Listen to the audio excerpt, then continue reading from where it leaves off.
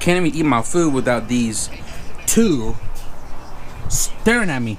Mama, I literally just fed you on top of the car, and you're over here me. Get your ass back inside over there, bro. Go back to sleep. You, I fed you 2 times. I gave you 3 pieces of fries, and you didn't finish it. So go away. Don't be smelling my finger. Oh, no. What's going on, you guys? So, welcome back. And today is the same day as the day I finished the rear T bracket. But we're still early in the day here, and what I wanted to do today was help C.Sawdowski out. So he wanted me to port his intake manifold, his stock PRB manifold, because if you guys aren't following C.Sawdowski, he just repainted his engine bay, and I think it looks awesome, color match to the car, Chris, honestly. So as part of his engine overhaul, he you know, changed a few things as he is reinstalling everything back into the car, and one of it being a 70mm throttle body, or maybe he already had the 70mm throttle body, I don't remember.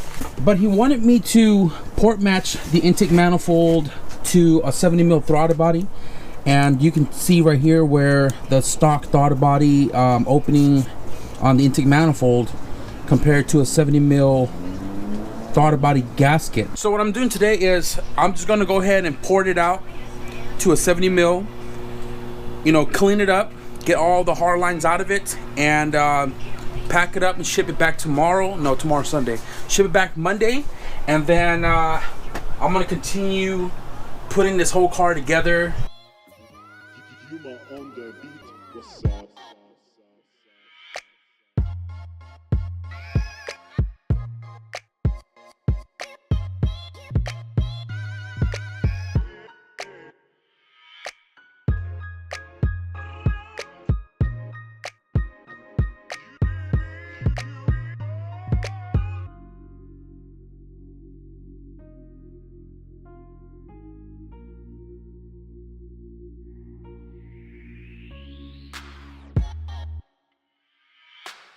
I give you guys a little update here before I get too far into it, and the sun's going down too. So right here is pretty much the rough cut.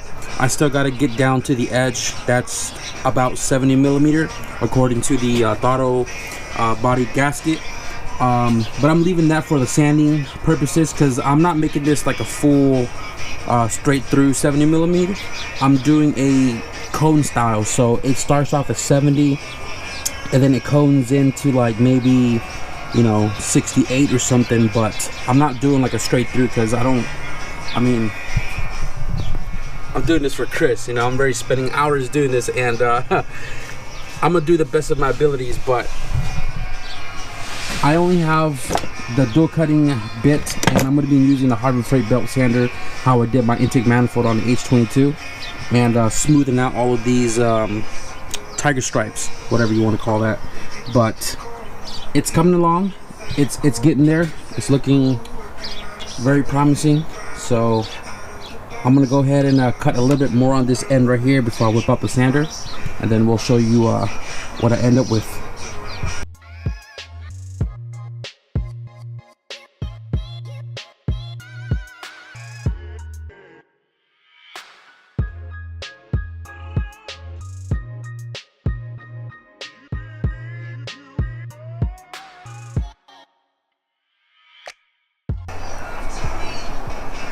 Dang it. Alright, so guys, I'm gonna call it done with this manifold, and I think it looks really good. It has the same texture finish as my H22 manifold. I poured it earlier this year, and you know, I think to my standards this is really good enough for me, and hopefully it's good enough for Sadowski. But yeah, so I used this double bladed carbide bit thing right here I bought, and then I used a Harbor Freight belt sander. This right here was 80 to knock off the hard cut, and then this is 180 to get that smooth finish. Now it's not polished because I didn't go up the grits or polish it by hand or whatever, but I think this right here is good enough. You can see it's near exact fit to the gasket. Right here on the edge to edge is 70 millimeter, and then right here, like about maybe a 1/4 inch, is 68, and then from the inside right here to right there is 64, and then a stock K20 throttle body is 62 millimeter. So this is definitely going to be an improvement over the stock size bore.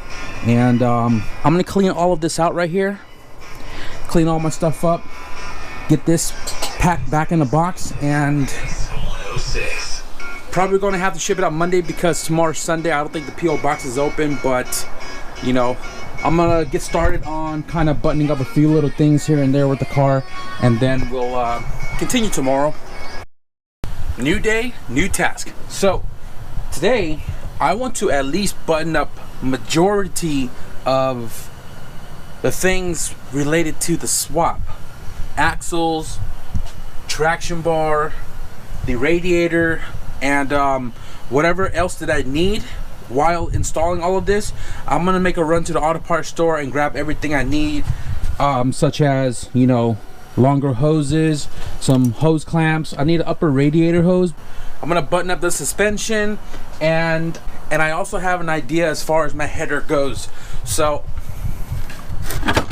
I plan to use a stock one right here because I want it to be as stock as possible under the hood up until we go turbo.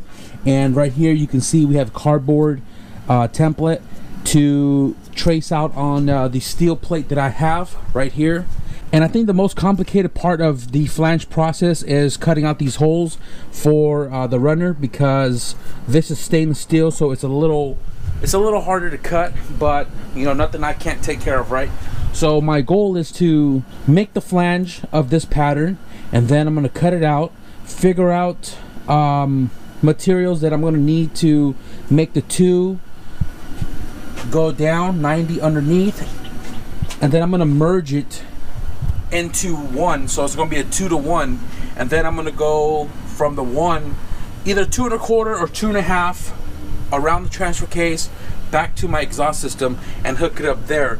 So that way when we turn the car on, it's going to be quiet right off the bat. You know, I don't know if it's going to be a late night start or a daytime start, but I want the car to be quiet regardless, just so I can hear everything else going on with the engine, whether I need to do the valve lash or not. But that's today's goal. So I'm gonna get started with the traction bar, suspension, and work my way up into the engine bay.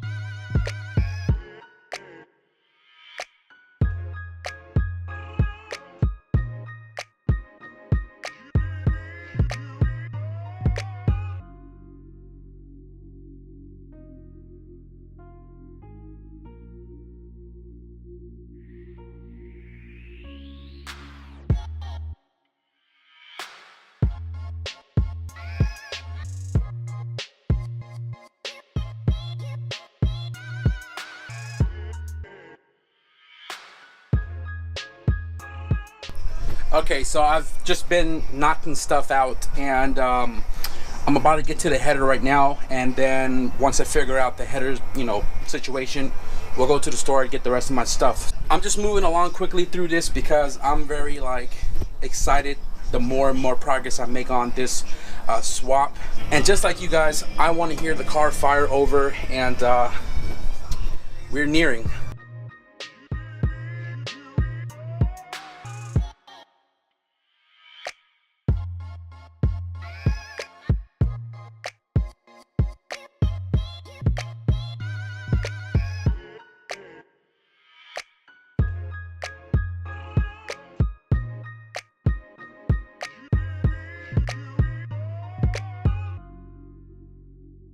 I honestly don't even know about this whole sun going down at 5 o'clock thing, because it makes me feel like it's super late and I don't want to use my power tools and stuff, but it's only like 6:15 right now. But I am back from O'Reilly's and I picked up a few things. I picked up a DA upper hose right here because As I mentioned earlier, I have the Mishimoto top hose as well, but it's for a B16 where the port's in the back. And I had to trim this about 2 inches to get this to fit correctly. I got some hose clamps for that as well right here. I went to Harbor Freight as well because I was headed in that direction, and while I was there I picked up some 10-pack cutting disc right here, 40 grits, and I pretty much cut out that flange that I traced out earlier. I had to oval it out a little bit because, you know, eyeballing templates and stuff, it's never 100% match. But needless to say, I got all the bolts in. This stud is out. That means I can put a bolt in, and I'm gonna resurface the flange on my belt sander to get it nice and flat before I throw it in the car permanently. But right now it's bolted in place. While I was at Harbor Freight, I also picked up this LED light right here. It's always out of stock every time I go there, and it was there for full price, but the guy that was working the counter, he scanned the coupon for me and got it for 27 bucks. And this thing right here, I've been recommended on the channel a long time ago and never slipped my mind until, you know, I'm working out here late at night or in the dark. And this right here is super handy. Magnet, it flips either or direction, and it lights up the engine bay for me to see whatever it is that I'm doing. I went to O'Reilly's. Like I said, I got the hose, and then I also got some piping right here, which actually fits perfectly into the hole. And I got 2 of them.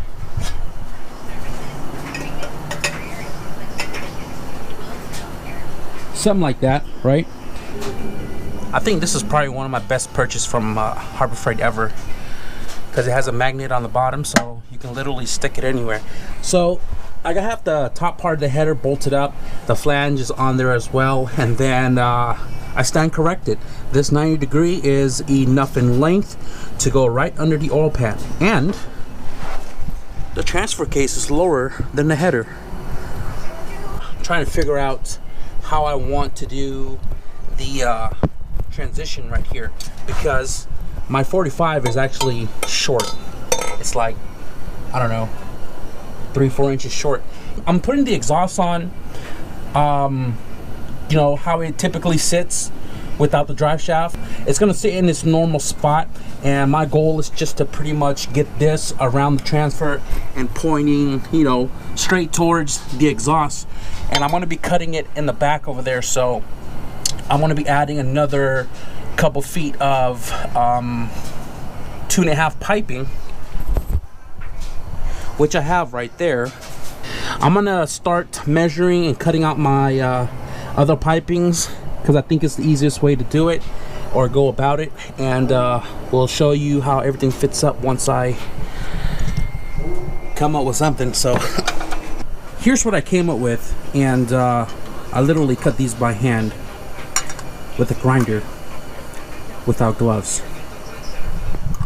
Wear gloves, wear your safety glasses, and protect your ear. So this is not the prettiest. I am definitely going to deburr it a little bit, and I'm going to tack it in several different places just so I could round this oval out. And I think it might be a little over 2 inches in diameter, although my pipe underneath the car is 2.5, but we'll find a way. Needless to say, this gap is kind of where I want it, and you know, tack it all in place, double check fitment, and then we'll tack it all together and bring it out to get it fully welded.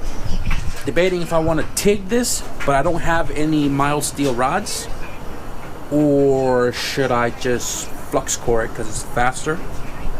Maybe I'll flux core it just because I don't have gas in my tank, or probably not enough to do the job. But so right here I tacked it up about 5 different spots, some bird doo-doo right there, and I threw the joint right here on the vise, and I took a hammer and tried to round it out into a circle as much as I could, and surprisingly it actually fits right in there. Look at that. And the bend is like perfect. I mean, I gotta clock the 45 a tad bit like this instead of like this, but that's gonna work regardless. And I just test fitted this to the flange, and it fits perfectly how I have it. It's kind of ghetto, but you know what? It's quality Mickey Mouse.